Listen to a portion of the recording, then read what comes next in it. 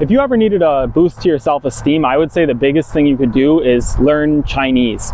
The reason for that is, even if you give off the most garbled sentence of Chinese that doesn't sound fluent whatsoever, if some people in China hear you say that, they're gonna hype you up so much and say, oh, your Chinese is so good. So it's gonna make you feel like you just, you're the Albert Einstein, you're the biggest genius, just because you're able to mumble off a couple of Chinese words.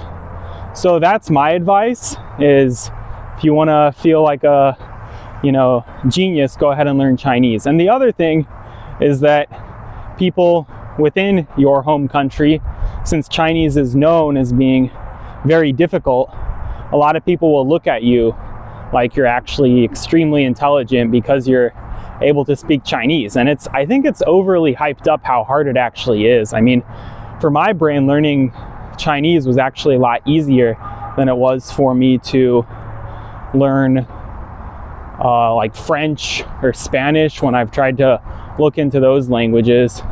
It's just something about it, the structure of it was a lot easier for me to understand.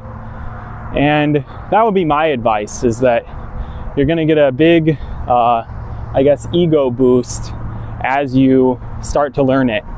And also, I think it's a little bit different, because when I studied like Japanese and I went to Japan and I spoke some Japanese there, and not at a super low level, like intermediate-ish, I was able to achieve tasks, order food, all that. I don't think there was really anyone who said, oh, your Japanese is really good. Where I was actually at a higher proficiency in Japanese at that time compared to the Chinese that I knew the first time I went to China. When I went to China the first time in 2016, my Chinese was not very great. I didn't put an emphasis on tones. I had only studied for 2 years at that point in high school level Chinese, and I spoke slow, maybe some grammatical issues. I didn't use the right tones or put an emphasis on it. So I think at that time, my Chinese was much worse than my Japanese. But when I was in China, just constantly people super excited to see me speaking Chinese, giving me a lot of motivation. It kind of feeds on itself, because people tell you you're good and then you feel like you're good, even if you're still just a beginner.